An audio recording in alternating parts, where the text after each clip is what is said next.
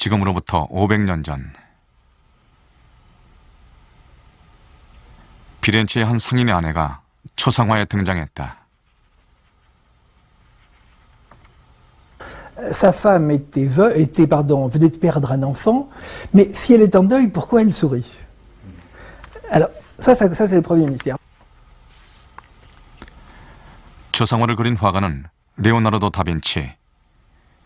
르네상스를 대표하는 천재 예술가이자 프랑스 밀라노의 궁정 화가로 활동한 인물이다.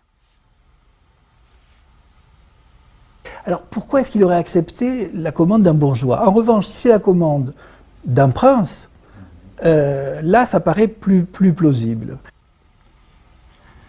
16세기의 이탈리아에서 상인의 아내가 초상화를 갖는다는 것은 파격적인 일이었다.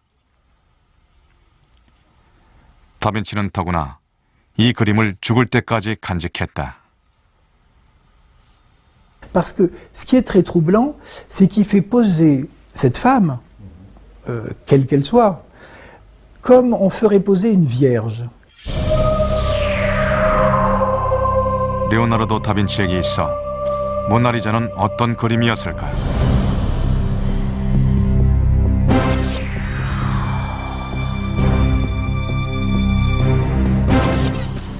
사람들은 왜 모나리자가 그려진 지 500년이 넘도록 이 그림에 대해 말하는가?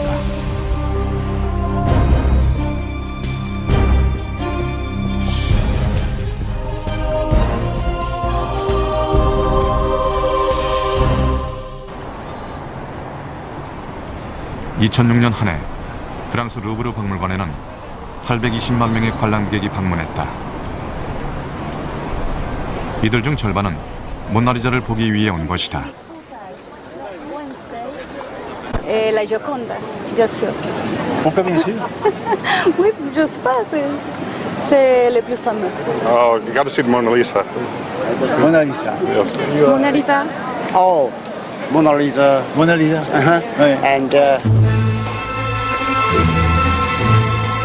전 세계 40만 점의 미술품을 소장한 세계 최대의 박물관. 루브르 박물관의 심장으로 불리는 모나리자는 전시관의 가장 넓은 공간을 차지하고 있다.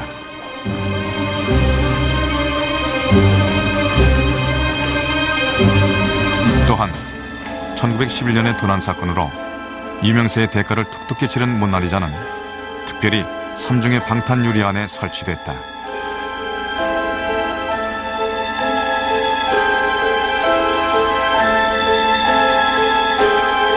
레오나르도 다빈치와 같은 시기에 활동한 라파엘로에서부터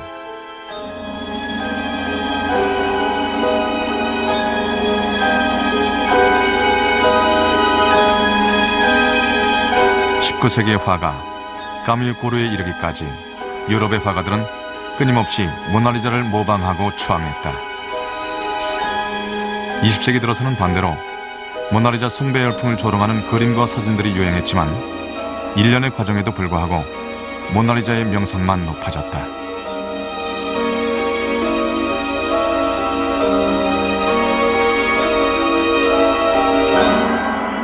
Why is it that that one has become the most known, the most reproduced? And as usual with historical question, there's not a simple answer. 명성이 명성을 낳아 세계 최고의 명품이 된 모나리자. 그녀는 누구이며 레오나르도 다빈치는 왜 그녀를 그린 것인가? 그림 모나리자에 대한 최초의 기록은 1550년대 한 책자에서 발견된다.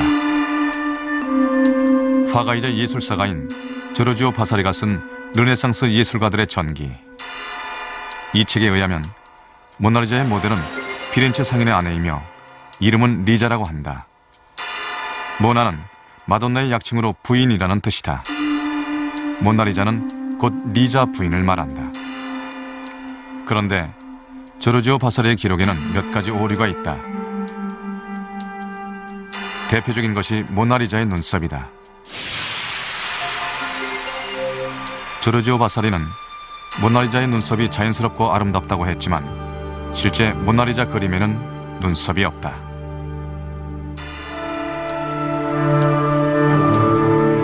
사람들은 바사리의 기록에 의문을 제기하면서 모나리자에 관한 갖가지 추측을 내놓기 시작했다.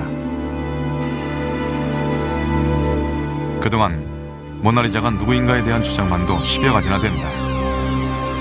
그 중에 가장 눈길을 끄는 것은 모나리자가 레오나르도 자신이라는 것이다.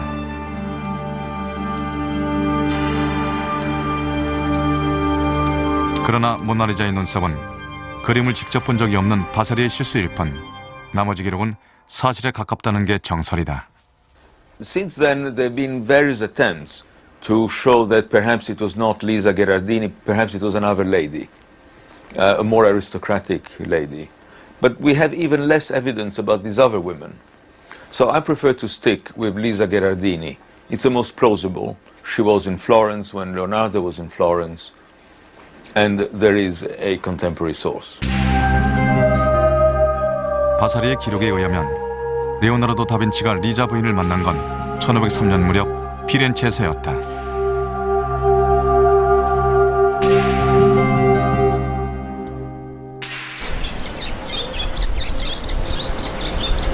이탈리아의 중부도시 피렌체는 가장 먼저 르네상스를 꽃피우고 유럽 전역에 그 열기를 전파한 예술 부흥의 진원지다.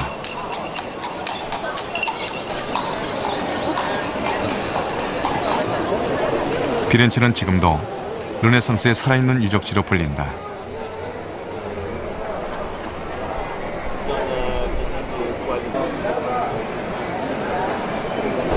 도시 전체가 14세기 신미안을 보여주는 성당 건축과 천재 화가의 조각, 회화들로 가득하다.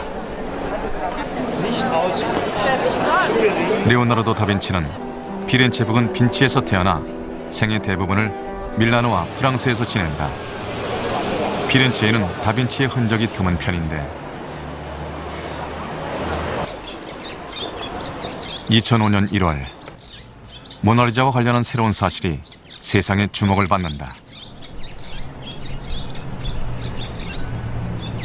피렌체의 한 수도원에서 모나리자가 그려진 작업실이 발견된 것이다.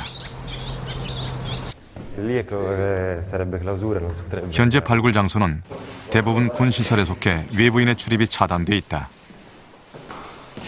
취재팀은 수도원의 협조를 얻어 또 다른 발굴 장소에 접근했다.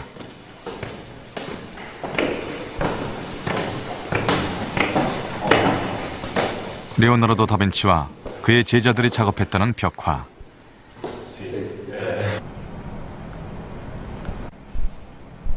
프레스코로 그린 벽화에는 회반죽이 군데군데 떨어져 나가 이 벽화가 견뎌온 세월의 깊이를 짐작케 한다.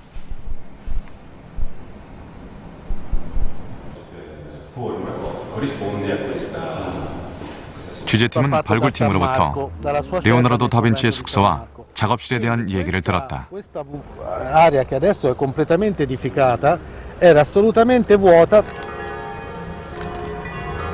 Questa scala che era nel secondo chiostro prendeva luce dal secondo chiostro. 현재 수도원은 원래 계단 중간의 통로를 통해 두 건물이 이어지는 구조였다.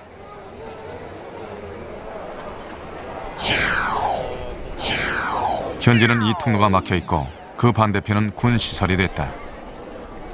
취재팀이 본 벽화는 군 시설까지 이어져 있는데 벽화 곳곳에서 레오나르도 다빈치의 증거들이 확인됐다. In questi reperti abbiamo individuato la sagoma di un angelo.